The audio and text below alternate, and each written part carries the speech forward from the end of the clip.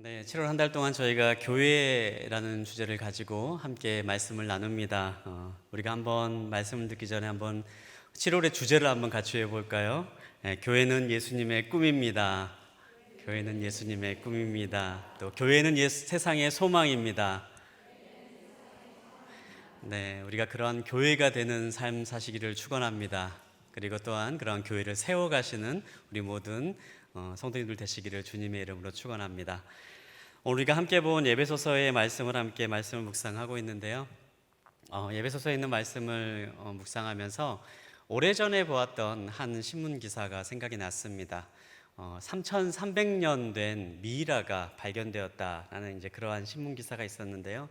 그런데 이제 그 미이라가 관심을 끈 이유는 그 미이라가 손에 작은 씨앗을 하나 꼭 쥐고 있었다 그래요. 완두콩을 쥐고 있었는데 퀴즈 한번 내겠습니다. 3,300년 된 미이라가 손에 쥐고 있는 완두콩은 몇 년 된 완두콩일까요? 적어도 3,300년은 넘었겠지요. 굉장히 오래된 완두콩을 손에 꼭 쥐고 있었다라고 해요. 그때부터 이제 사람들이 관심을 갖기 시작합니다. 과연 이 완두콩이 살아있을까? 과연 이 3,300년 된 이 완두콩이 과연 살아있어서 이 완두콩을 심으면 완두콩이 날 것인가? 이거에 대한 이제 많은 관심들이 있었어요. 결과는 어떻게 됐을 것 같습니까? 완두콩을 심었는데요. 그 완두콩으로 큰 이렇게 수풀을 이루게 되었다. 뭐 그런 기사를 읽은 적이 있습니다. 완두콩이 3,300년이 되었습니다. 3,300년 동안 지난 완두콩이 나중에 심었더니 싹이 나고 다시 열매를 맺게 되었다라고 하는 것은요.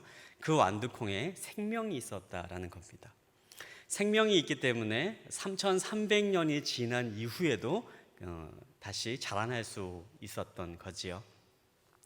생명이 없었다면 아무리 똑같은 모양이고 열매의 모양을 가지고 있는 또 씨앗이라 할지라도요, 그것은 죽은 씨앗입니다.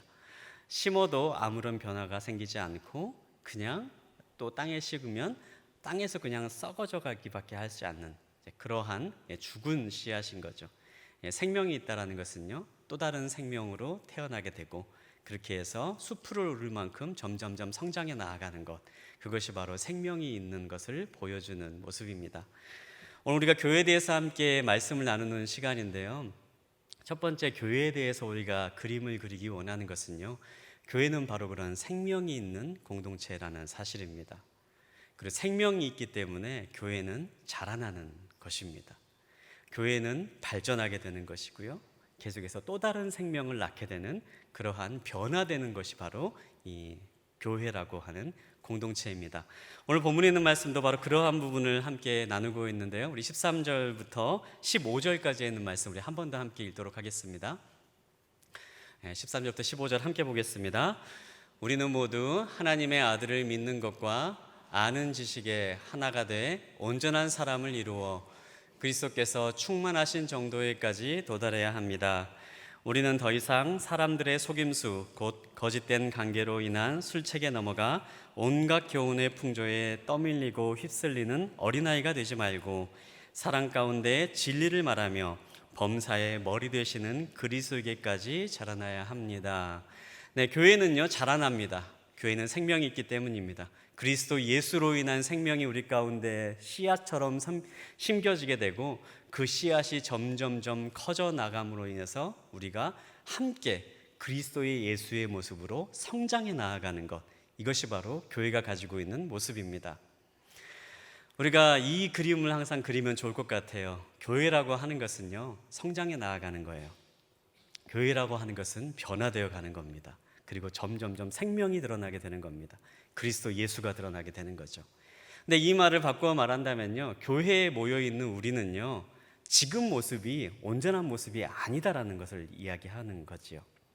계속해서 성장해 나아가기 때문에 어린아이가 점점점 성장하면서 소년이 되고 또 이제 청년이 되고 성인이 되면서 점점점 성장해 나아가는 것처럼요, 교회도 생명이 있고 성장하는 것이기 때문에 점점점 성장해 가면서 점점점 온전함을 이루어가는 공동체로 나아가게 됩니다. 이 말을 뒤집어 보면 지금 모습이 전부가 아니라는 거죠.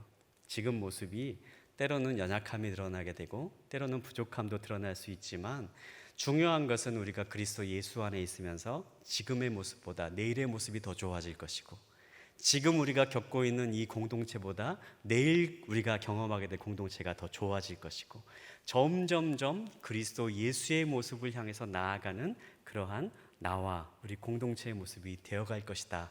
성경은 분명하게 그렇게 약속하고 있다는 사실입니다. 사랑하는 성도 여러분, 그렇기 때문에 지금 나의 모습으로 실망하지 마십시오. 또 지금 곁에 있는 사람의 모습으로 실망하지 마십시오.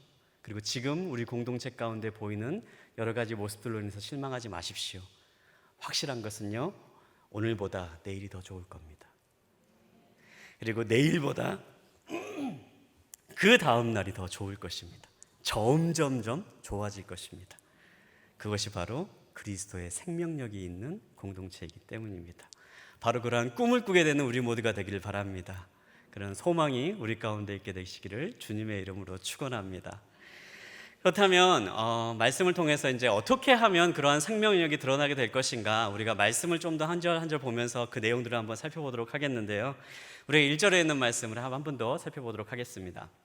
가장 먼저 기억해야 될 것이죠. 1절에 있는 말씀 우리 함께 보겠습니다.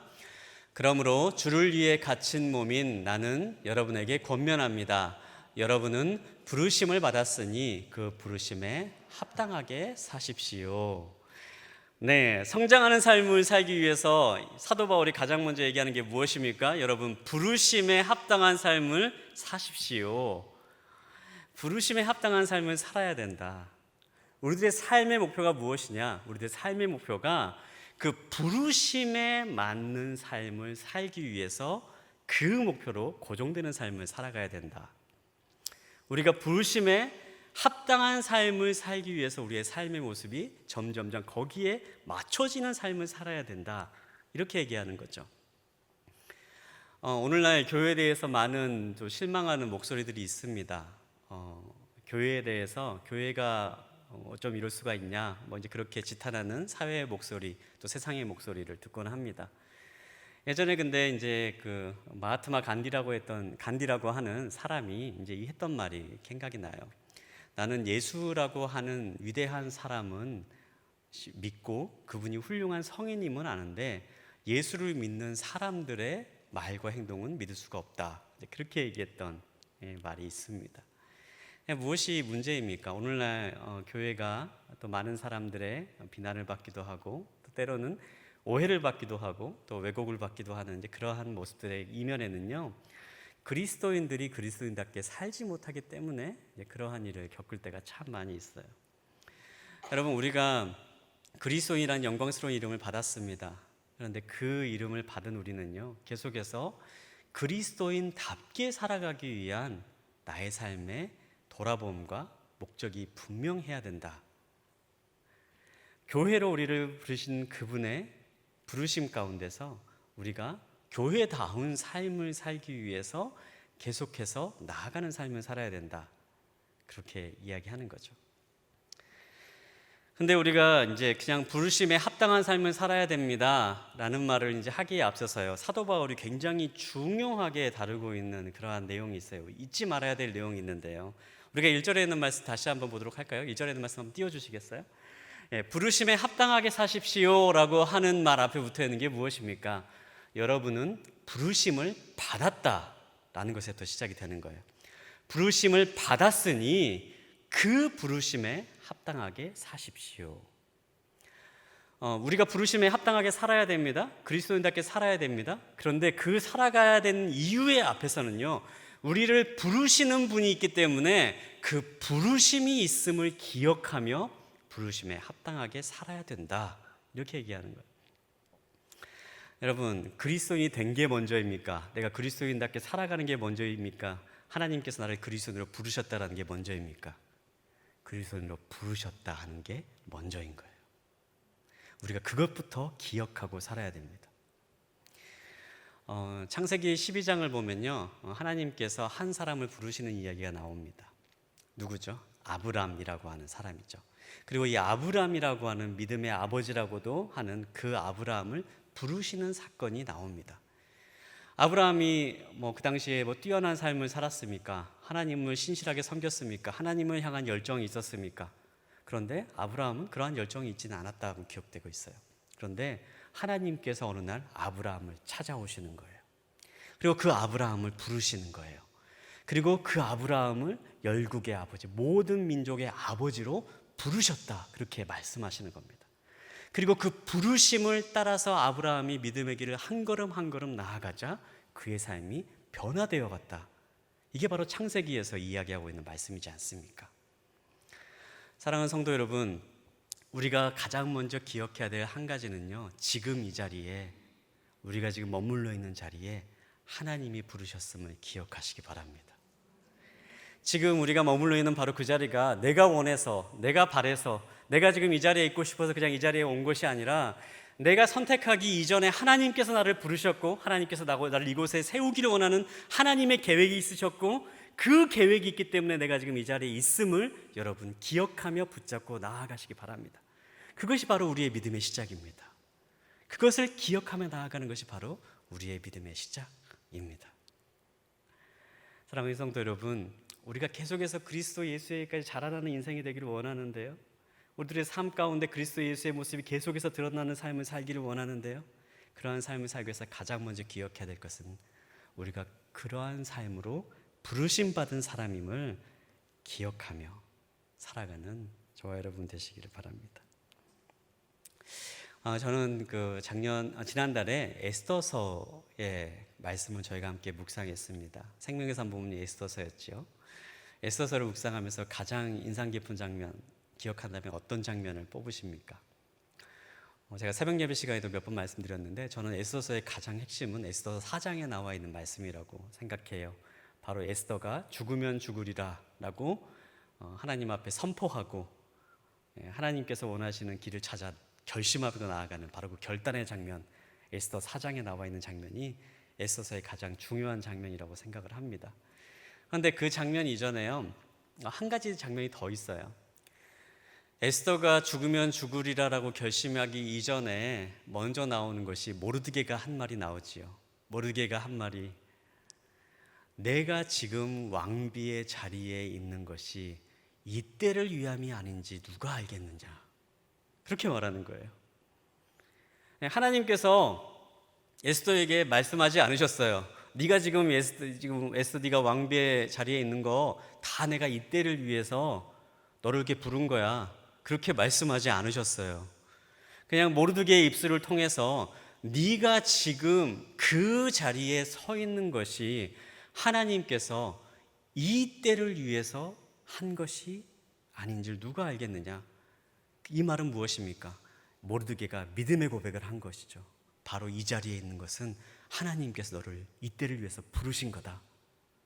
그렇기 때문에 네가 지금 이 상황에서 반응하며 나아가야 된다. 그리고 그 반응에 대한 결단으로 에스더가 죽으면 죽으리라 결단하고 나간 것을 볼 수가 있습니다.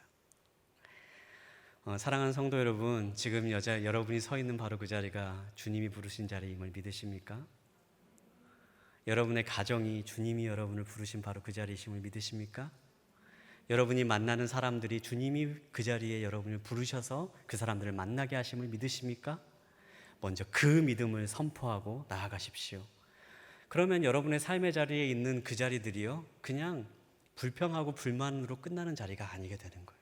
또 때로는 어려운 일이 생기기도 합니다. 또는 나의 삶 가운데 계획하지 않은 일들이 생기기도 합니다.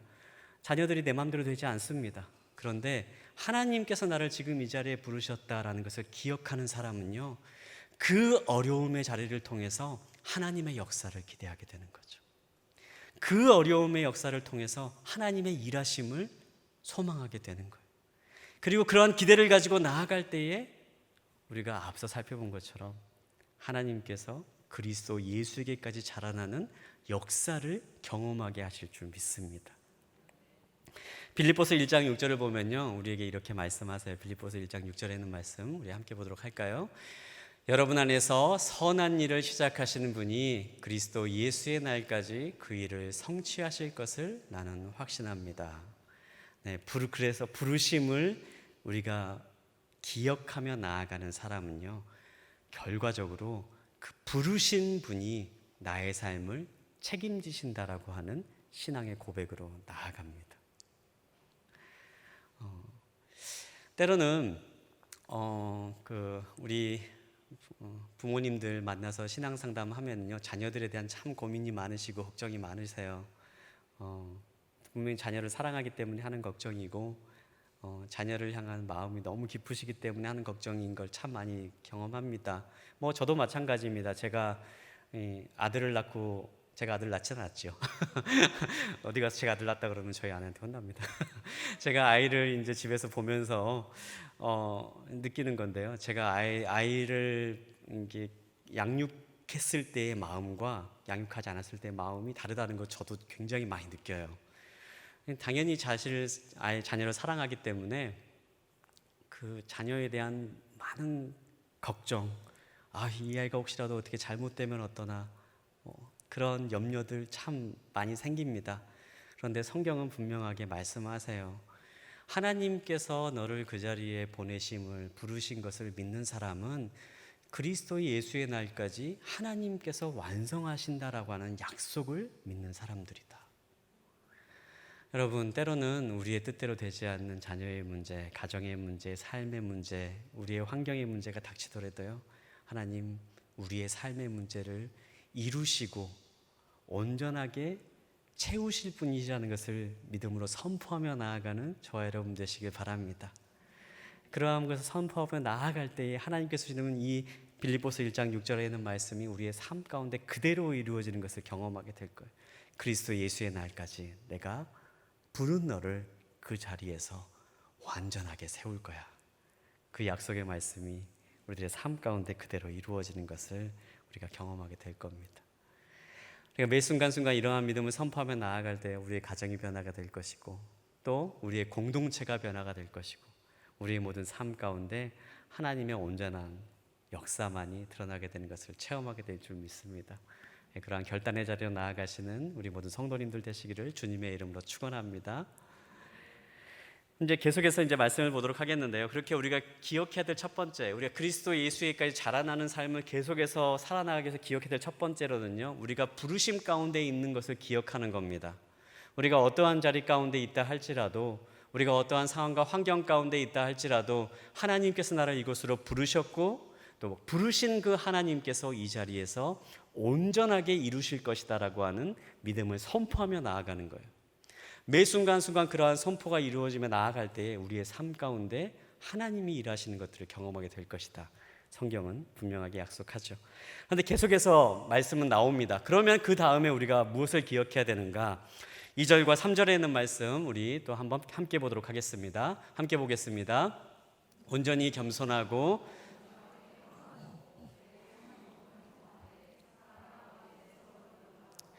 화평에 매는 줄로 성령께서 하나 되게 하신 것을 힘써 지키십시오. 네, 이 본문에 있는 말씀은요, 교회에 대한 말씀이에요. 물론 이제 하나님께서는 우리를 한 명 한 명을 교회로 부르셨다라고 말씀하셔서 교회에 대한 말씀인 것과 동시에 성도를 향한 말씀인 것도 동시에 맞는 말인데요.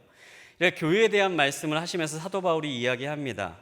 그 다음으로 바로 이야기하는 것이 온전하게 겸손하라, 온유하라, 온유하게 행동하고 오래 참음으로 행동하고 사랑으로 서로 용납하라, 이렇게 말씀하고 있는 것을 볼 수가 있습니다. 교회가 성장해 가는데 많은 사람들은요, 사역이 필요하다고 얘기합니다. 그리고 교회는 분명히 하나님의 일을 세상 가운데 드러내는 공동체입니다. 하나님의 일하심이 세상 가운데 드러내는 공동체죠. 그래서 전도를 하기도 하고 또 선교가 중요한 것이기도 하고, 우리가 계속해서 1년 동안 오늘 교회가 말씀으로 표로 삼는 것처럼 세상의 소금과 빛을 향해서 나아가는 삶을 계속해서 살아 나아가야 됩니다. 그게 교회의 목적이고요, 교회가 살아가는 하나님께서 주시는 귀한 사명이지요. 그런데 그러한 사명, 사역을 이야기하기 전에 사도 바울은요, 그러한 사역을 말하기 전에 말하고 있는 것이 바로 온유하라, 겸손하라, 이렇게 얘기하고 있는 거예요. 세상 가운데 우리가 해야 될 일을 말하기 이전에 사도 바울이 전하고 있는 것은 바로 우리의 성품에 대한 문제를 얘기하고 있는 것을 볼 수가 있습니다. 관계에 대한 문제를 얘기하고 있는 거예요. 사역을 향해서 교회가 세상 가운데 나아가야 되고 세상의 소금과 빛으로 살아가야 된다라고 하는 사명을 얘기하기 전에 가장 먼저 사도 바울이 집중하기를 원했던 것은요, 바로 우리들의 성품이 변화되는 삶으로 우리가 살아나가야 된다. 그 이유는 무엇입니까? 그것은 바로 교회의 본질은 그리스도의 생명이 나의 삶 가운데 임하는 데서부터 오기 때문이에요. 생명이 임하면 나의 삶이 변화가 일어납니다. 세상을 변화시키기 전에 먼저 나의 삶부터 변화가 되는 거예요. 그리스도의 복음이 나의 삶 가운데 생겨지기 시작하면 나의 삶의 모습들이 변화되는 것을 경험하게 됩니다. 이것이 가장 먼저 변화가 되는 거지요. 그리고 변화된 나를 통해서 세상이 변화가 되는 것이 바로 주님께서 세상을 바꿔나가시는 길임을 분명하게 말씀하고 있는 것입니다. 여러분, 우리 가운데에 그리스도 예수의 모습이 있음을 여러분 믿으십니까? 성경을 보면요, 그리스도에서 생명을 받은 사람들은요, 그의 성품이 변화된다라고 말씀합니다. 성령의 9가지 열매가 나오고 있지요. 그 성령의 9가지 열매가 다 성품의 열매잖아요. 우리가 성령님이 우리 가운데 임할 때, 그리스도의 우리 가운데 임할 때 우리의 성품이 자연스럽게 변화가 되어가는 삶을 살아가게 되는 거예요. 저는 이 자리에 계신 모든 분들이 주님의 놀라운 축복을 누리시길 바랍니다. 예수 그리스도의 성품을 닮으십시오. 예수 그리스도의 성품으로 변화되는 역사가 이 자리에 계신 모든 분들 가운데 함께 하시기를 주님의 이름으로 축원합니다. 그 가운데 가장 먼저 얘기하고 있는 것, 2절에 있는 말씀 다시 한번 띄워주시겠어요? 2절에 있는 말씀 한번 보겠습니다.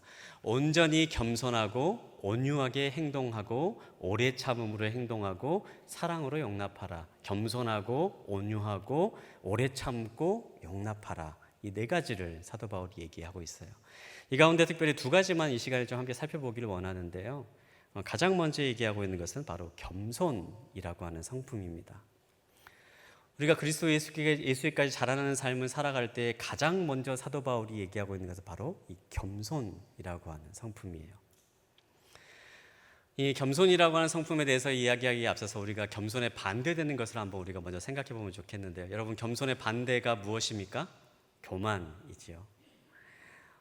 사무엘상 18장에 보면요, 한 사람의 이야기가 나와요. 사무엘상 18장을 보면 한 사람의 이야기가 나오는데 바로 사울 왕이라고 하는 사람의 이야기가 나옵니다. 사무엘상 18장 6절부터 9절까지에 있는 말씀 우리 함께 읽도록 하겠습니다.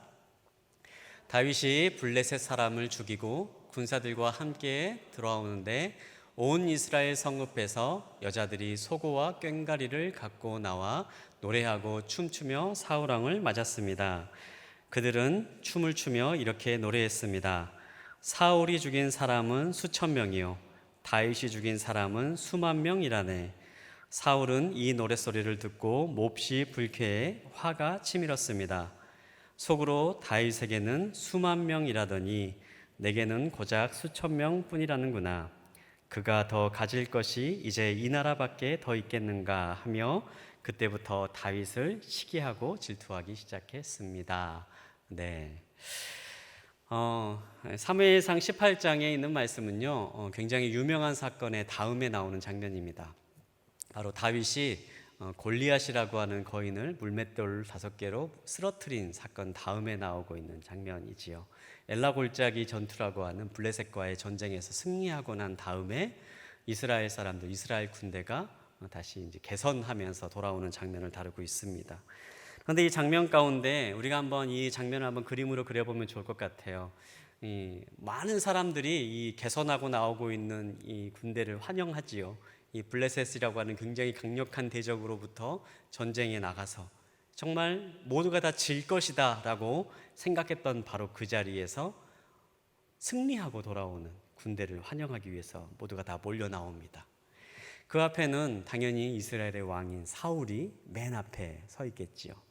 그리고 그 뒤에는 다윗의 아들들 요나단과 다른 아들들이 함께 뒤를 따르고 있을 것입니다. 그리고 그 행렬의 뒤를 따라서 그 전쟁에서 가장 큰 공을 세운 다윗이 바로 또 그 뒤를 따라서 나오기 시작할 것입니다. 그런데 사람들이 이제 그 행렬을 보면서 굉장히 환호하기 시작을 하는 거예요. 이제 왕의 승전을 기억하면서 굉장히 왕의 그 전쟁을 기념하고 왕의 그 노력했던 모든 군대들을 치하하면서 굉장히 환호하면서 소리를 지르고 있겠지요. 그런데 바로 그 장면 가운데 단 하나의 말이 사울 왕의 귀에 꽂힙니다. 다윗이 죽인 자는 천천히고 다윗이 죽인 자는 다 알아들으시지요? 사울이 죽인 자는 천천히고 다윗이 죽인 자는 만만이다 라고 하는 그 말이 사울에게 꽂히는 거죠. 그리고 그때부터 사울의 마음 가운데 이 묘한 감정이 생겨나기 시작하는 거예요. 내가 이것밖에 안 되는 왕인가? 사람들이 나를 이것밖에 생각하지 않나? 이런 생각을 하기 시작을 합니다. 그리고 그 마음 가운데 계속해서 생각이 꼬리를 물고 이어서 나가기 시작합니다. 다윗이 이렇게 사람들에게 칭찬을 받기 시작하니 이제는 나중에는 내 나라까지 차지하지 않겠냐, 이런 마음이 생겨나기 시작해요. 그리고 그때부터 다윗을 반역자 취급을 하기 시작합니다. 바로 여기서부터 사울왕의 이야기가 비극적인 끝을 향해 달려나아가는 그러한 비극의 드라마가 시작되는 것을 볼 수가 있습니다. 근데 참 아이러니한 상황입니다. 이 자리는 어떤 자리입니까? 굉장히 축하받을 자리이죠. 축복의 자리입니다. 전쟁에 나갔던 왕이 승리해서 돌아오는 바로 그러한 축복의 자리입니다. 그런데 바로 그 축복의 자리가 비극의 자리로 변경이 되는, 축복이 오히려 비극의 씨앗이 되는 그러한 장면을 우리가 보게 된다는 사실이에요. 여기서 우리가 한 가지 기억해 봐야 될 부분이 있는데요. 여러분, 축복이 하나님으로부터 우리 삶 가운데 임하는데요. 그 축복을 우리가 온전히 누리지 못하면요, 그 축복이 오히려 더 비극이 된 그러한 변화되는 운명을 맞이할 수 있다는 사실이에요. 하나님께서 우리의 삶 가운데 많은 축복들을 허락하시고 승리를 허락하십니다. 그런데 우리가 그 축복과 승리를 온전히 받아 누리지 못한다면 우리의 삶 가운데 때로는 그 축복과 비극이 오히려 더, 축복이 바로 오히려 더 큰 비극으로 변화가 되는 그러한 상황으로 바뀔 수 있다는 사실입니다. 그런데 이 상황을 한번 우리가 잘 생각해 보면요, 정말 사울왕이 그렇게 다윗을 질투하고 위기심을 느낄 만한 그런 심각한 상황이었나 한번 잘 생각해 보면요, 전혀 그러지 않은 상황이었던 것을 볼 수가 있어요. 앞서 말씀드렸다시피 이 상황은 전쟁에 승리하는 상황입니다. 블레셋이라고 하는 굉장히 강력한, 모든 사람들이 다 질 수밖에 없다라고 생각했던 그 전쟁에서 바로 승리하는 승전가가 울려 퍼지는 바로 그 상황입니다. 그리고 그 전쟁의 자리에 누구보다 앞서 나갔던 사람이 바로 사울왕이었어요. 사울왕이 군대를 끌고 가서 전쟁에 승리를 한 겁니다. 그러면 이 승리의 공은 당연히 사울에게 돌아가는 거죠. 왕에게 돌아갑니다. 그럼에도 불구하고 사울은 그때 일개 목동이었던 다윗을 질투하기 시작했다라는 거예요. 사울은 당시 많은 그 역사적인 상황들을 고려해 보면요, 사울은 당시 60대 정도 되는 나이였을 것으로 추정할 수 있습니다. 사울이 처음에 왕으로 부름받은 40대, 왕으로서 이제 서기 시작해서 40대였으니까 이 시기는 거의 60대 정도 되었을, 할아버지가 되었을 시기였어요. 그에 비해 다윗은 어떤 시대였습니까? 다윗은 전쟁에도 나가지 못할 어린아이였다라고 기록하고 있어요. 60대 할아버지가 10대 아이를 보고 질투를 하고 있는 겁니다. 거의 이쯤 되면요, 할아버지 입장에서 다윗을 좀 누가 막 띄운다 그러면 그냥 손자의 장난, 손주의 귀여움, 이렇게 치부할 수도 있는 상황인 거예요. 그런데 놀라운 것은 60대 할아버지가 10대 어린아이를 보고 질투하고 있는 거죠. 이것뿐입니까? 사실 사울은요, 이미 이 전쟁 이전에 20년 정도를 이미 이스라엘을 다스리고 있었어요. 그리고 20년 동안 수많은 전쟁에 나가서 승리했던 그런 왕입니다. 이미 자신의 왕권은 굉장히 안정되어 있었어요. 그리고 사람들은 사울이 분명히 전쟁에서 많은 공을 세웠다는 것을 다 알고 있었어요. 그런데 사울 왕이 일개 한 명의 목동, 10대의 목동이 골리앗 한 명 죽였다고 해서 그러한 다윗을 위기로 생각할 수 있을 만한, 사실 하나하나 따져보면요, 사울이 다윗을 보고 질투를 느낄 만한 이유는 전혀 없는 상황인 거예요. 그런데 어떻습니까? 사울이 그런 다윗을 보고 질투했다라는 거예요. 성경은 그러한 이면에요, 교만이 있었다라고 이야기합니다. 여러분, 교만이라는 게 무엇입니까? 교만을 우리가 그냥 내가 스스로 높아지려고 하는 마음, 내가 좀 다른 사람보다 좀 잘나 보이고 싶어 하는 마음, 그런 마음으로 생각하기 쉬운데요, 사실 성경에서 말하는 교만은요, 자기 자신의 기준으로 생각하고 판단하는 것을 교만이라고 이야기를 합니다. 나의 기준과 나의 생각으로 모든 일을 판단하는 것을 교만이라고 이야기해요. 우리가 창세기 3장을 보면 그러한 얘기가 나오죠. 최초의 인류가 타락했던 사건 가운데 선악과를 먹는 사건이 나옵니다. 선악과를 먹게 된 배경이 무엇입니까? 하나님과 같아지고 싶어하는 인간의 마음 때문이었죠. 그리고 그 마음으로 인해 선악과를 먹었을 때에 발견하게 된 것, 선과 악을 구별하는 마음이 생겼다라는 거예요. 결국에는 사람이 하나님이 기준이 아닌 자기 자신의 생각으로 일을 판단하고 생각하는, 결정하는 것, 나 자신을 나의 기준으로 생각하고 내 곁에 있는 사람들을 나의 생각과 나의 결정으로 그 사람을 판단하는 것, 그렇게 함으로 인해서 타락이 일어나게 되는 것을 볼 수가 있어요. 그리고 그것을 바로 교만이다라고 이야기하는 것이죠. 사랑하는 성도 여러분, 교만이 싹트면요, 우리가 주변에 절대적으로 그러한 상황이 아닌데도 불구하고 자꾸 일을 이상하게 보게 돼요. 바로 사울왕처럼 되는 겁니다. 내 주변에 일어나는 일들이 마치 나에게 해가 되지 않는데, 내 주변에 일어나는 일이 나에게 어려운 일이 아닌데 내 눈이 이미 왜곡이 되어서 자꾸 무엇인가 어려운 일이 생겨나는 것처럼만 생각이 되고, 자꾸 내 삶 가운데에 불평이 있고 불만이 있는 것처럼 그렇게 보여지기 시작한다라는 거예요. 그것이 바로 교만이 가지고 있는 사람의 모습입니다. 그럼 거꾸로 한번 얘기해 봅시다. 왜 겸손에 대해서 겸손한 마음을 품어야 된다고 말씀하는데, 겸손한 마음은 무엇입니까? 겸손한 마음은요, 우리가 하나님의 눈을 갖는 거죠. 하나님의 눈으로 내 자신을 바라볼 수 있게 되는 거예요.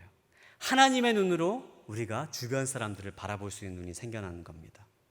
그러면 바로 그 순간에 우리의 삶 가운데 겸손이 생겨나게 되는 거예요. 하나님의 눈으로 내 자신을 바라보기 때문에요, 다른 사람들이 나에 대해서 뭘 하고 말을 하고 다른 사람들이 나에 대해서 어떻게 얘기하든 그게 별로 중요한 게 아니게 되는 거예요. 다른 사람들이 나의 삶 가운데 평가하고 다른 사람이 나의 삶에서 쟤는 왜 저러냐 이런 얘기를 하는데 그게 별로 중요하지 않게 되는 겁니다. 그게 바로 겸손의 모습인 거예요. 겸손의 모습이 내가 나는 못합니다, 나는 좀 부족합니다, 이런 마음 갖는 게 성경에서 말하는 겸손이 아니라 하나님의 마음으로 나를 보기 시작할 때에 바로 그때 겸손의 마음이 생겨나기 시작하는 겁니다. 사랑하는 여러분, 여러분 스스로를 하나님의 눈으로 볼 수 있게 되길 바랍니다. 그리고 곁에 있는 사람을 하나님의 눈으로 바라볼 수 있게 되길 바랍니다.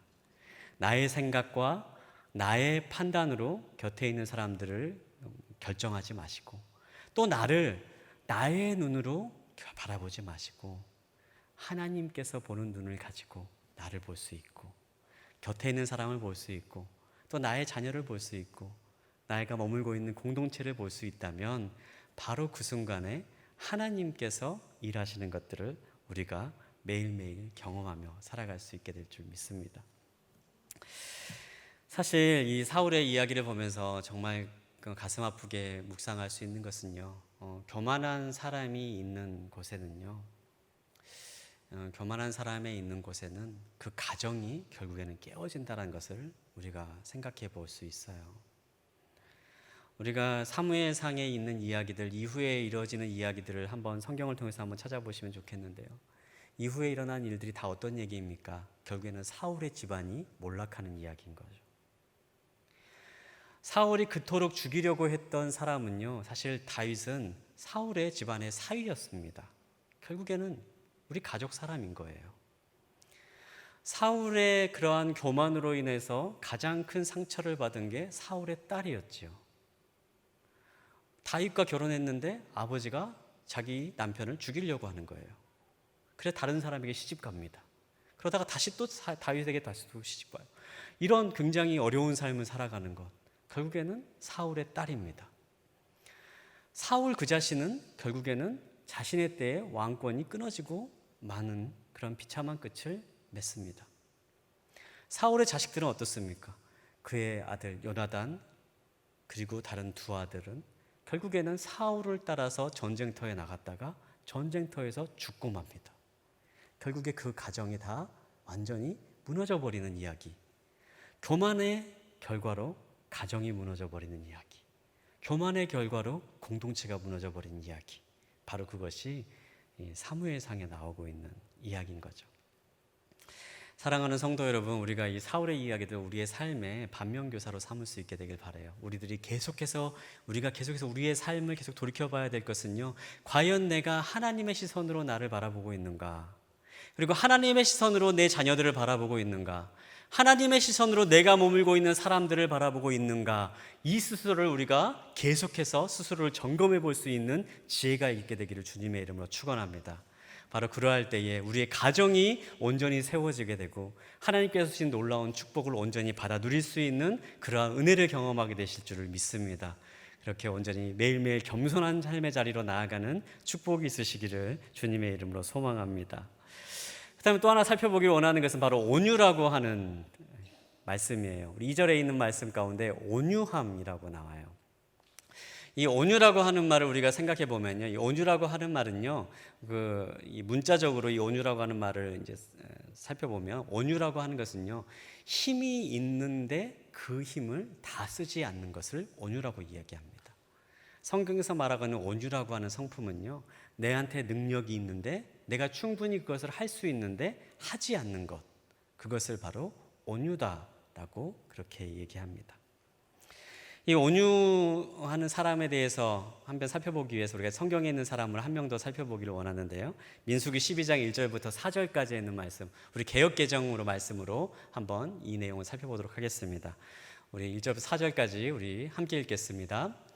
모세가 구스 여자를 취하였더니 그 구스 여자를 취하였으므로 미리암과 아론이 모세를 비방하니라. 그들이 이르되 여호와께서 모세와만 말씀하셨느냐 우리와도 말씀하지 않으셨느냐 하매 여호와께서 이 말을 들으셨더라.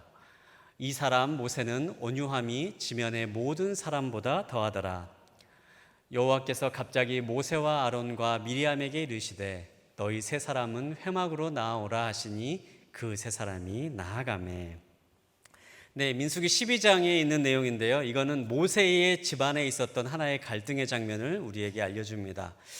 모세가 이제 하고 있는데, 모세가 이제 본 말씀 1절에 있는 말씀 보면요, 구스 여자를 취하였다라고 이렇게 기록되어 있어요. 그리고 구스 여자를 취하였으니까 미리암, 모세의 형인 미리암과 모세의 누나인 미리암과 모세의 형인 아론이 이런 모세를 비방하기 시작했다, 이렇게 기록되어 있어요. 이 구스 여자를 취하였다라고 하는 이 말씀을 보고요, 어떤 사람은 이제 모세가 새 장가를 들었다 이렇게 얘기도 합니다. 그래서 새 장가 든 걸 가지고 이제 누나와 형이 이제 공격한 거다, 이제 그렇게 얘기를 하는데요. 근데 많은 대부분의 학자들은요, 여기서 이제 모세가 구스 여자를 결혼했다라고 하는 이 말씀이 모세가 새로운 여자와 결혼한 것이 아니라 모세가 과거에 광야에서 생활했을 때에 결혼했던 십보라를 지칭하는 말이다, 이렇게 이야기합니다. 왜냐하면 모세가 새로운 여자와 결혼했다라고 하는 장면이요, 이 장면 이후에 전혀 나오지가 않아요. 그리고 당연히 새로운 가정을 꾸렸으면 또 그에서 자손이 나오고 해야 되는데 그런 얘기가 성경에 전혀 나오지 않습니다. 그리고 이제 구스 여자라고 하는 이 본문이, 구스가 이제 이방인을 상징하는 경우들이 많이 쓰는 그런 경우가 성경에 많이 나오기 때문에 이 갑자기 어느 날 미리암과 아론이 모세가 과거에 유대인이 아닌 십보라라고 하는 다른 미디안 여인과 결혼한 사건을 들춰가면서 모세를 비방하기 시작했던 그러한 사건으로 이 내용을 봅니다. 그러면 우리가 다시 한번 여기서 이 본문의 말씀을 한번 들어가서요, 한번 상상의 나래를 한번 펴보면 좋을 것 같아요. 모세가 하루는 가만히 있는데 이제 모세의 형과 누나가 와서 자꾸 아내에 대해서 이야기하는 겁니다. 네 아내가 이방 여인이지 않니? 네가 왜 이방 여자랑 같이 살고 있어? 그 여자랑 같이 살고 있는 거는 나쁜 짓이야. 그러면서 자꾸 이 십보라를 굉장히 비방하기 시작을 하는 거예요. 그런데 모세의 입장에서 한번 생각을 해보면요, 이 여인이 어떤 여인입니까? 이 여인은 쉽게 말하면 모세가 가장 밑바닥에 있을 때 모세를 구해준 사람이잖아요. 미디안에서 이집트의 왕자로 있었던 모세가 살인죄를 저지르고 광야로 쫓겨나서 정말 자기에게 아무것도 없을 때에 자기를 거두어준 집안이 바로 이 십보라의 집안이었지요. 그곳에서 정말 절망할 수밖에 없고 더 이상 소망이 없다라고 얘기하고 있으면 바로 그 절망 가운데 있는 순간에 자신에게 유일하게 위로함을 준 사람이 바로 이 십보라라고 하는 여인이었어요. 그리고 이 십보라를 통해서 2명의 아들을 낳게 되고 그 아이들과 함께 가정을 이루면서 40년이라고 하는 굉장히 터널과도 같은 그러한 어두운 시간을 함께 보내는, 쉽게 말하면 뭐 그냥 조광지처라고도 말하기도 조광지처 중에 조광지처인 그러한 여인이 바로 이 모세에게 있어서는 이 십보라라고 하는 여인이었던 거죠. 그런데 갑자기 자신의 형과 자신의 누나가 와서 그 여인을 공격하기 시작하는 겁니다. 그 여인에서 비방을 하기 시작하는 거예요. 우리가 이 말씀을 볼 때에 우리가 한번 생각해 봐야 될 부분이 있는데, 이 사건의 본질은요, 가정과 가정이 부딪히고 있는 거예요. 가정적으로 보면요, 가정과 가정이 부딪히고 있는 거예요. 모세가 새로운 가정을 꾸렸는데 기존에 있던 가족이 와가지고 부딪혀서 함께 싸우고 있는 바로 그러한 장면입니다. 기존에 나의 형제였던 나의 형과 나의 누나가 지금 내가 그동안에 나를 사랑해주고 아껴주었던 나의 아내를 비방하면서 싸움이 일어나는 바로 그러한 순간이 바로 이 민수기 12장에 있는 장면인 거죠. 그런데 이때 어떻게 기록되어 있습니까? 그렇게 비방하고 있을 때의 모습을 보면요, 모세가 아무런 말을 하지 않고 있는 것을 볼 수가 있어요. 모세를 공격합니다. 모세의 아내를 공격합니다. 모세는 굉장히 억울했겠죠. 모세의 마음 가운데 당연히 분노가 치밀어 올랐을 겁니다. 그런데 모세는 그 순간에 아무런 말을 하지 않습니다.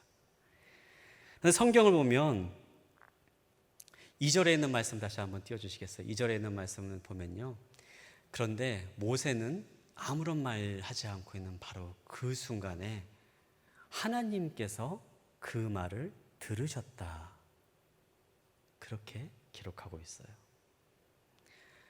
모세의 마음 가운데 분노가 치밀어 오르고 모세의 마음 가운데 무엇인가 항변하고 싶은 마음이 굉장히 목까지 차오르고 있는 바로 그 순간일 때에, 모세가 아무 말 하지 않고 있을 때에 하나님께서 바로 그 말을 들으셨다, 이렇게 얘기합니다. 그 다음에 역사들은 어떻게 일어납니까?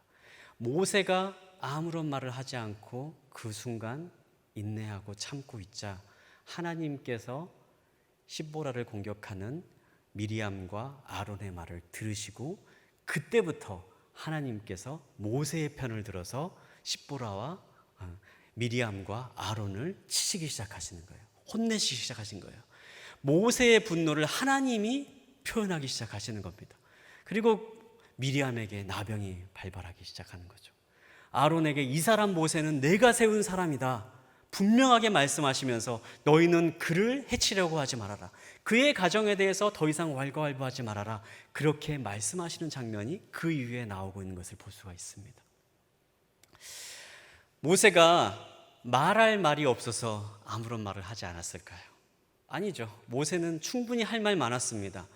아니, 그렇게 나를 사랑한다고 말하는 형, 누나, 내가 과거에 40년 동안 광야에 있을 때 당신들이 나를 찾아와 본 적이 있습니까? 그렇게 힘들 때 당신들은 나에게 힘이 돼 본 적이 있습니까? 그런데 당신이 공격하고 있는 이 여인은 나를 40년 동안 곁에서 지켜준 여인입니다. 말할 수 있었지요. 충분히 말할 수 있었죠. 당신이 그렇게 말할 수 있는 자격이 있습니까? 모세가 충분히 불을 낼 수 있었습니다. 그리고 모세는요, 그 당시에 굉장히 이스라엘의 뛰어난 지도자였죠. 그 지도력을 가지고도 분명하게 정죄하면서 말할 수 있었을 거예요. 싸움이 일어날 수 있었겠지요. 그런데 모세가 만약에 그때 싸움이 일어났다면 어떠한 일이 일어났을까요?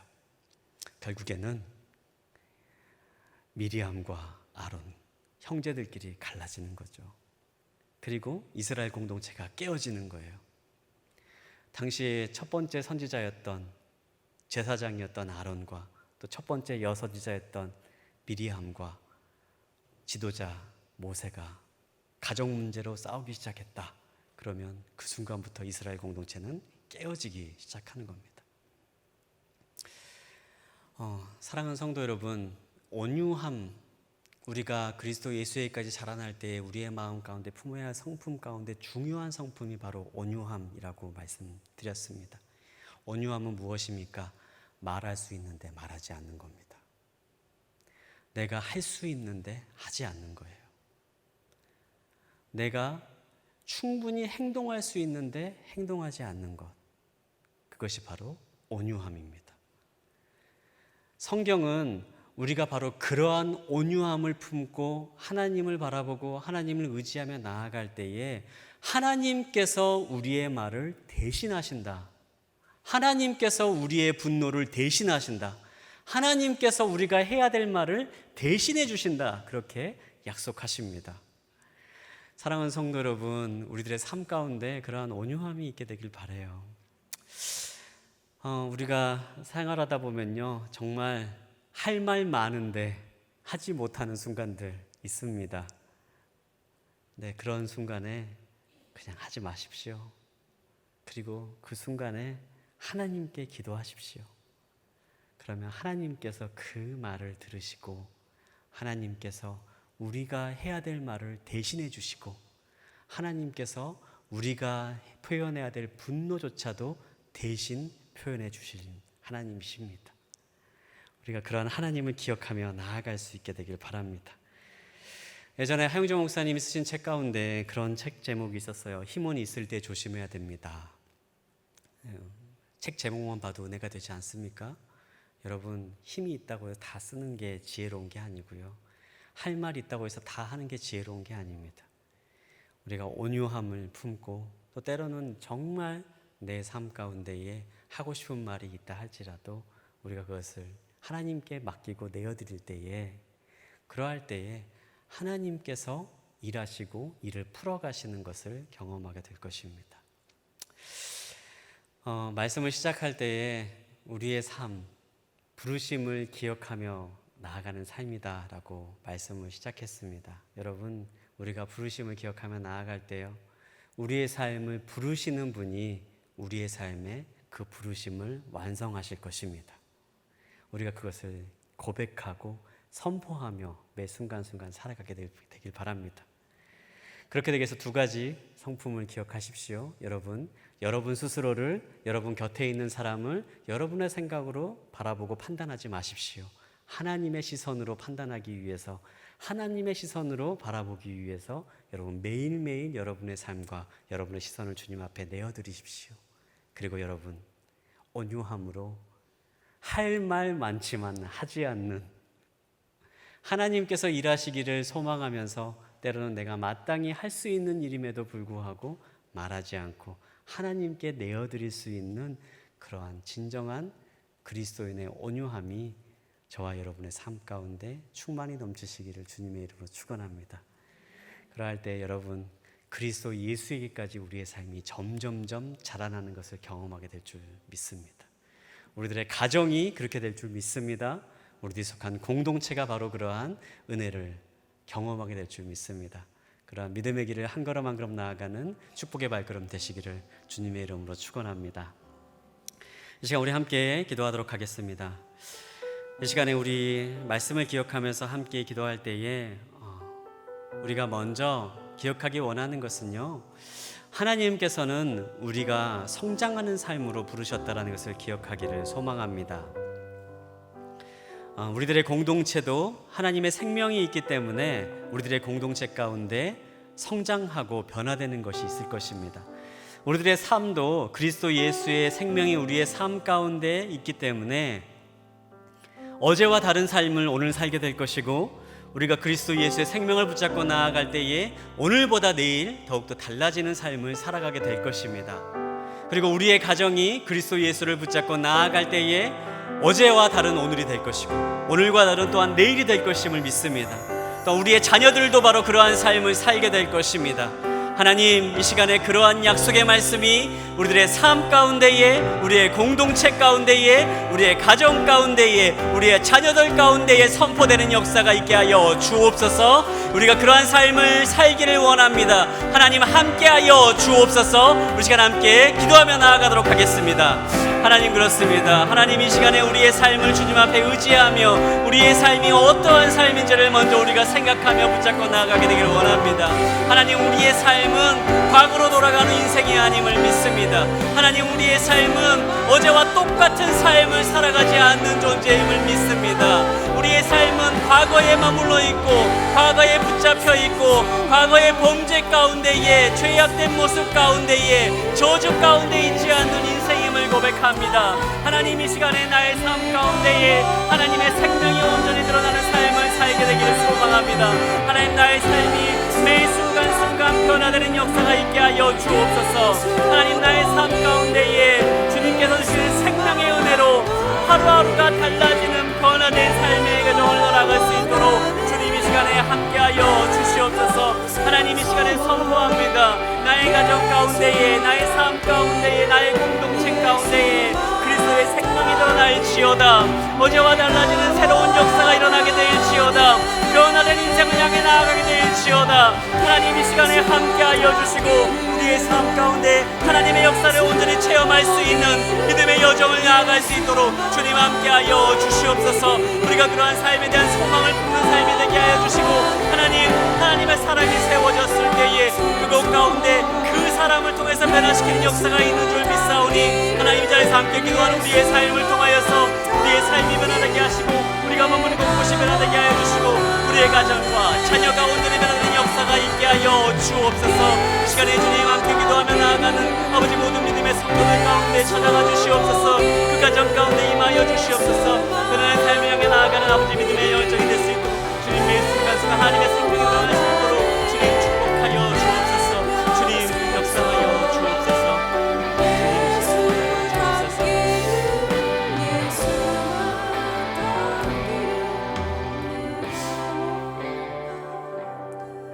하나님의 부르심을 받아 나아가는 여정은 우리가 먼저 부르시는 존재가 있는 것을 기억하며 나아가는 것을 우리가 붙잡기를 원합니다. 그리고 부르시는 그분께서 우리의 삶을 그리스도 예수의 날까지 온전케 하심을 우리가 믿고 나아가게 되길 바랍니다. 여러분, 지금 여러분이 머물고 있는 삶의 자리가 어떠한 자리입니까? 여러분이 지금 기도하기를 원하는 기도의 제목들이 어떠한 기도의 제목 가운데 있습니까?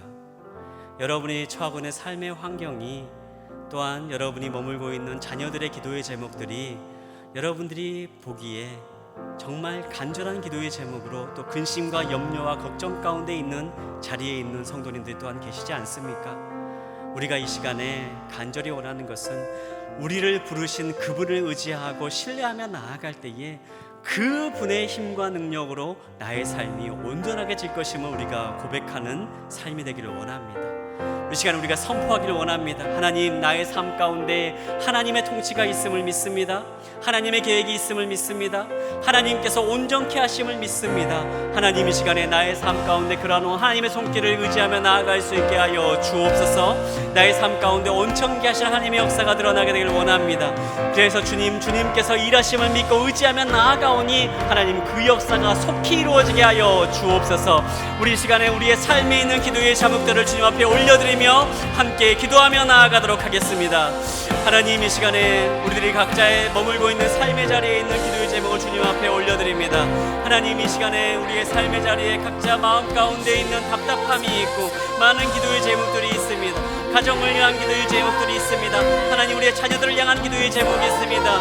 또한 남편을 향한 기도의 제목이 있습니다. 주님, 우리가 또한 많은 묶여있는 상황과 환경으로 인한 기도의 제목이 있습니다. 또한 내 자신의 마음 가운데 있는 불안함과 두려움으로 인한 기도의 제목들이 있습니다.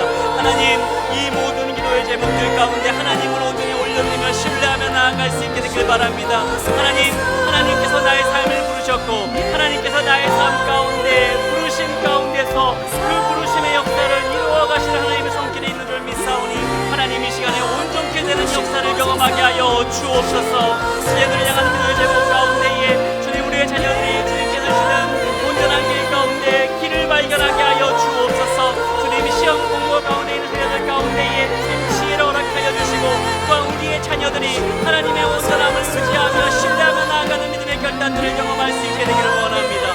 또한 우리의 기도 제목 가운데 있는 주님의 건강을 위한 기도의 제목들 또한 있습니다. 우리의 연약함을 위한 기도의 제목들이 있습니다. 또한 남편을 향한 기도의 제목들이 있습니다. 하나님, 이 시간에 우리의 가정을 향한 기도의 제목들, 나의 직장을 향한 기도의 제목들, 사역을 향한 기도의 제목들, 여러 가지 삶의 기도의 제목들 우리의 마음을 짓누르고 있습니다.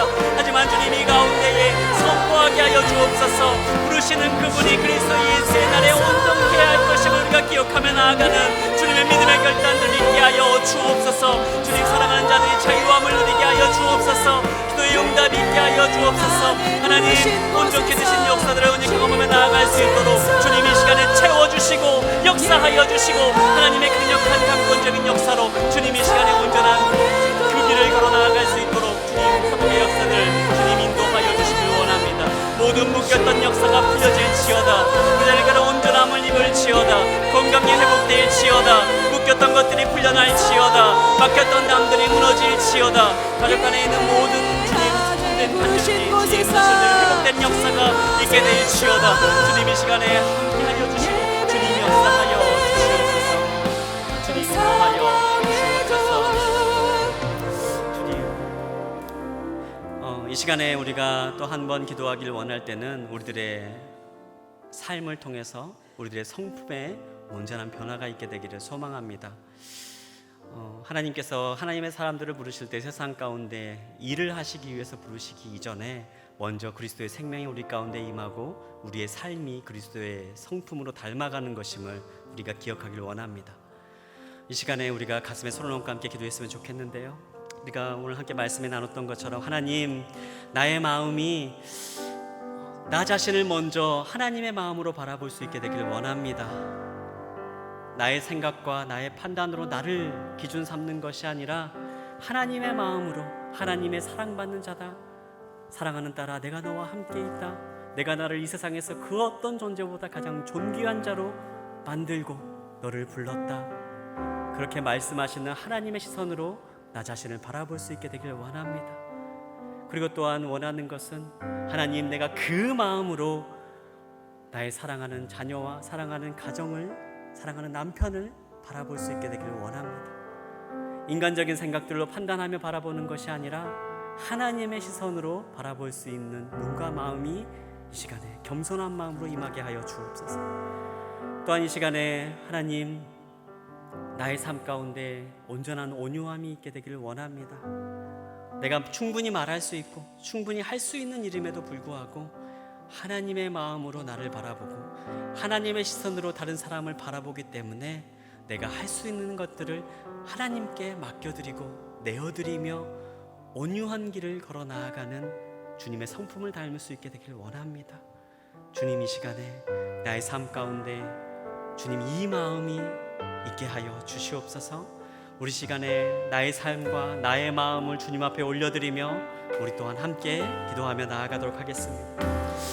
하나님, 이 시간에 나 자신을 바라보며 나를 바라보며 주님께서 주시는 그 음성 귀를 기울일 수 있게 되길 원합니다. 하나님, 끊임없이 세상은 너 자신을 세상과 비교하라고 말을 합니다. 주님, 너는 지금 그렇게 있으면 되지 않는다, 너에게 정말 큰 문제가 있다, 너는 정말 자격이 없다라고 말하는 세상의 음성들을 듣곤 합니다. 주님, 하지만 우리가 그러한 세상의 눈으로, 세상의 마음으로, 세상으로 나를 판단하지 않게 하여 주시옵소서. 세상의 그 어떤 것보다도 가장 크고 위대하신 하나님의 눈으로 나 자신을 바라볼 수 있게 하여 주옵소서. 주님, 이 시간에 하나님의 음성이 들려지기를 원합니다. 이 시간에 간절히 소망하고 기도하는 사랑하는 믿음의 자 딸에게 주님, 사랑하는 딸아, 내가 너를 잘 알고 내가 너와 함께 있다, 내가 너를 비전고 내가 너를 그 누구보다도 잘 알고 있으며 내가 너와 함께 있으니 너는 안심하는 너와 축복한다 말씀하시는 그 음성이 이 시간에 그들의 마음 가운데, 그들의 삶 가운데 온전히 들려지게 하여 주옵소서. 주님, 이 시간에 우리의 삶을 온전히 회복시켜 주시길 원합니다. 그래서 우리 가정에게 축복을 선포하는 입술이 되게 하여 주옵소서. 우리의 시선이 우리의 자녀들에게 부족한 것들, 없는 것들만 보지 않게 하여 주시고 하나님이 사랑하는 시선으로 우리의 자녀를 바라볼 수 있게 하여 주시고 하나님의 시선으로 우리의 남편을 바라볼 수 있게 하여 주시고 또한 정말 간절히 원하는 것, 또한 그러한 말과 생각으로 우리의 자녀들에게 정말 축복을 선포할 수 있는 말을 또한 참아내며 하나님께 그 모든 것들을 내어드리는 정말 온유한 성품을 가지고 있는 성품으로 주님 변화되게 하여 주옵소서. 주님, 이 시간에 날 가운데 하나님의 은혜를 임하기를 원합니다. 주님 함께 하여 주시옵소서. 주님 축복하여 주시옵소서. 예수 보기를, 예수만 남기를 내가 원하네, 내 평생 소원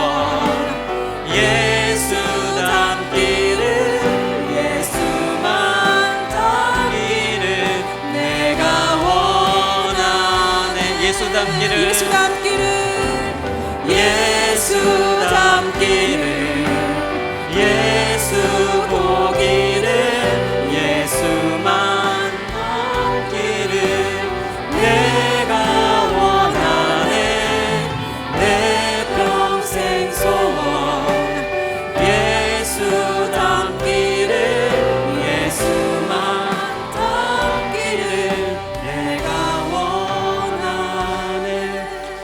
이 시간 우리가 마지막으로 한 가지 기도할 때에 우리의 삶의 소망이 온전히 변화되는 역사가 있게 되기를 원합니다.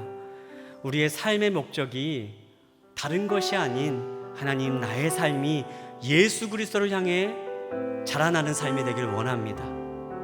주님, 나의 삶의 목적이, 내가 머물고 있는 공동체의 목적이, 내가 머물고 있는 우리의 가정의 목적이 예수님을 닮아가는 그러한 삶이 되고 공동체가 되고 가정이 되기를 소망합니다. 주님, 이러한 목적을 향해 달려나가는 삶이 되게 하여 주옵소서. 우리의 가정 가운데 예수 그리스도의 향기가 온전히 드러나게 하여 주옵소서. 내가 머물고 있는 공동체 가운데에 예수를 닮아가는 역사가 있게 하여 주옵소서. 나의 삶이 예수를 향해 변화되어가는 삶을 살아갈 수 있도록 주님 이 시간에 함께하여 주옵소서. 우리 단 한 가지의 기도 제목만을 올려드리며 우리 함께 기도하며 나아가도록 하겠습니다.